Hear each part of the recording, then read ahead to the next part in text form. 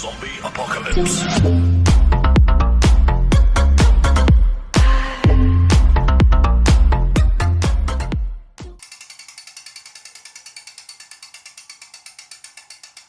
Kumusta guys? Sa video ito, mag-unbox ulit tayo ng isa pang RC na RTR 116 scale. Ito yon. Yung una nating in-unbox, ito. Yung pangalawa, ito. Ngayon, ito naman ang pangatlong i-unbox natin. So guys, buksan muna natin.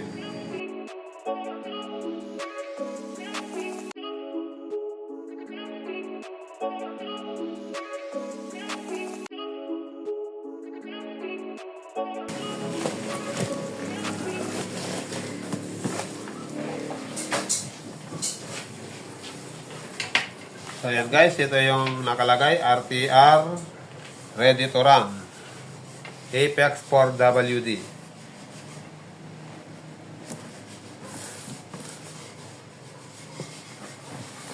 Yan guys, i-unbox na natin. Titignan natin kung paano yung itsura niya.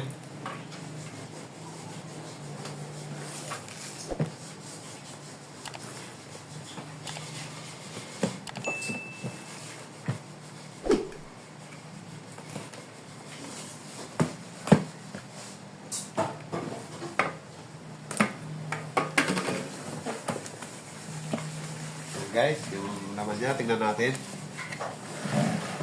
Uy! Guys, ang laman niya dito, wala nang laman, ayan. Ayun guys, naka-cable tie siya dito para hindi siya gagalaw, para hindi siya lilis sa pwesto niya.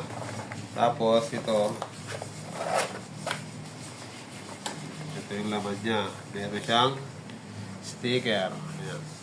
Tapos ito yung kanyang manual. Tapos dalawang battery na extra. Tapos yung battery niya. Ayan guys. Tapos ito yung kanya guys, remote control. Ayan natin. Cable tie. Ayan guys, ito yung kanyang remote control. Ayan. Gulong. Formang gulong din yung kanyang manubela. Ayan. Tapos yung battery nandito sa tagiliran. Kanyang battery. Ayun guys, kakalagin muna to. Naka-screw. Tapos guys, ito yung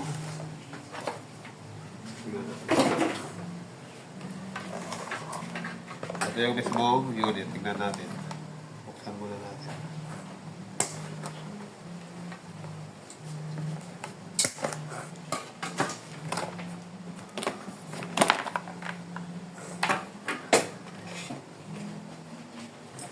Guys, ganito yung itsura niya. Ayan. Mataas siya, pero mas maiksi. Tsaka mas payat.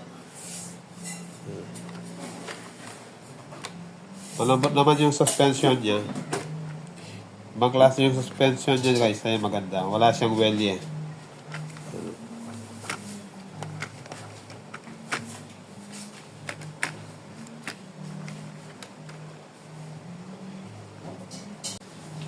Guys, meron siyang reserva.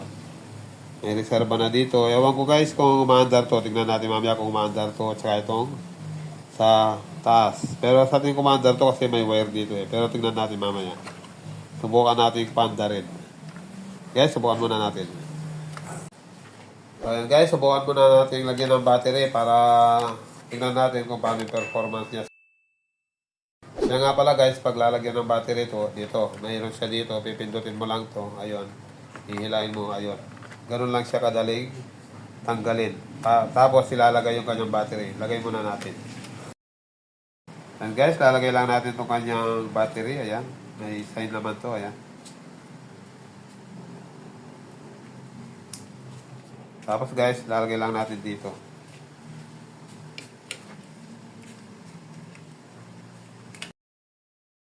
May goma to guys, ito. Pag-iipit dito para hindi maalis. So guys, balik muna natin. Pag ibabalik natin to guys, ayun. Meron siyang ayan, papasukan doon.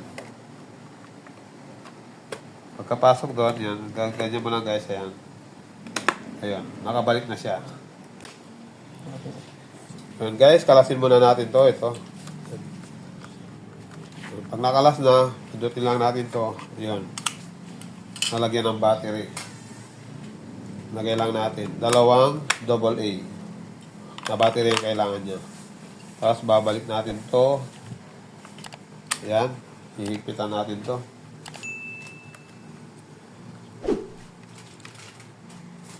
So, dito yung kanyang guys. Dito yung kanyang on-off switch. Ayun. Magigita doon. Pipindutin lang to. Ayun.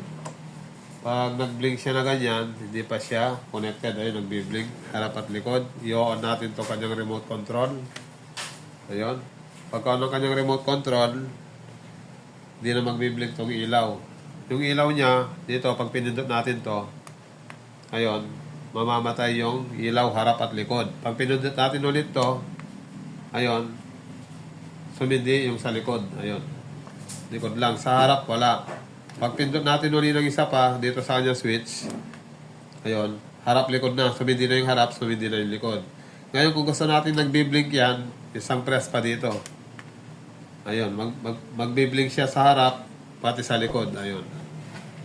Tapos guys, itong gulong niya, ito yung trim.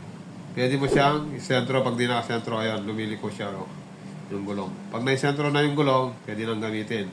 Tapos pag abante, ito. Dito guys, ayan. Pag atras, dito. Ayan. Abante, atras. Tapos ito naman, kung gusto nyo mas matulid, sagad nyo lang to. Iniikot to.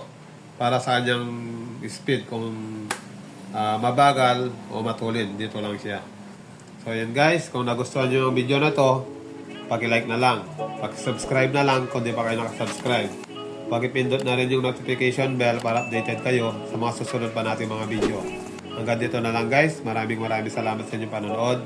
Hanggang sa muli.